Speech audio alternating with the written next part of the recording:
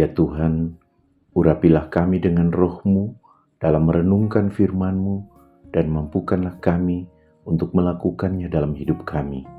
Amin. Orang bertanya, mengapa Niniwe yang sudah bertobat di masa Yunus sekarang akan dihukum Tuhan? Apakah ini cerita yang berbeda lagi dari cerita Yunus? Namun tampaknya pertobatan Niniwe itu tidak berlangsung lama. Mereka hanya bertobat ketika diperingatkan oleh Yunus. Tetapi setelah itu mereka berubah. Karena seperti dikatakan Nahum 1 ayat 11, tampaknya ada orang yang menghasut mereka untuk melawan Tuhan. Karena mereka kemudian menjadi begitu sombong, bahkan seperti dikatakan dalam Nahum 1 ayat 9, mereka memiliki rencana melawan Tuhan. Jadi mereka sebenarnya tidak sungguh-sungguh bertobat. Mereka berpura-pura dalam pertobatan. Karena itu, melalui Nahum, Tuhan mengatakan bahwa sekarang Tuhan akan menghukum mereka. Segala kekuatan yang dimiliki Asyur dan Niniwe tidak akan mampu menghadapi kekuatan Tuhan. Sebaliknya, Israel yang direndahkan karena dianggap tidak lagi memiliki kemampuan, bukan lagi bangsa yang patut diperhitungkan, akan dipulihkan oleh Allah. Kemuliaan Yakub akan dipulihkan melalui pemulihan kemuliaan Israel. Tuhan menantang Asyur dan Niniwe dengan meminta mereka mengumpulkan segala kekuatan mereka, memperkuat benteng dan mengawasi setiap jalan mereka, serta mempersenjatai dan memperlengkapi para pejuang mereka dengan perisai dan pakaian perang yang terbaik. Namun sekali lagi, Nahum hadir di sini seperti seorang saksi mata yang melaporkan bagaimana ketidakberdayaan Asyur dan Niniwe dalam menghadapi kekuatan Tuhan. Kuda-kuda perang mereka malah memperlihatkan kegelisahan mereka dengan mengangkat kakinya tinggi-tinggi. Kereta-kereta perang mereka malah berlari saling bertabrakan satu dengan yang lain. Pasukan-pasukan yang bergerak maju malah tersandung jatuh. Niniwe bukan hanya mengalami kehancuran di bidang militer, mereka juga mengalami kehancuran di bidang ekonomi karena segala harta milik mereka dijarah. Mereka juga mengalami kehancuran sumber daya alam yang digambarkan dengan air yang terus mengalir keluar, seakan-akan mereka tidak bisa lagi memiliki sumber daya alam tersebut. Yang menyedihkan adalah rakyat dan mereka yang lemah yang merasakan kehancuran tersebut, sebagaimana digambarkan dengan hamba-hamba perempuan yang menangis seperti suara merpati dan sambil memukul-mukul dada mereka.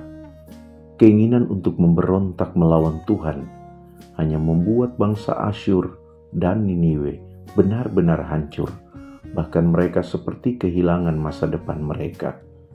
Asyur yang sering disimbolkan dengan singa dikatakan kehilangan tempat persembunyian dan kehilangan tempat untuk berlindung, serta tempat di mana mereka tidak bisa diganggu.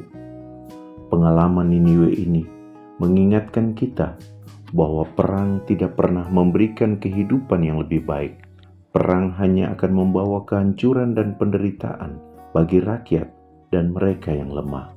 Perang hanya membuat rakyat kehilangan sumber daya yang mereka miliki, yang bisa digunakan untuk memenuhi kebutuhan hidupnya.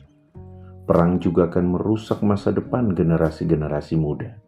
Bahkan bukan hanya perang, konflik dan perkelahian antar warga atau antar masyarakat juga tidak memberi keuntungan apa-apa bagi kesejahteraan hidup bersama.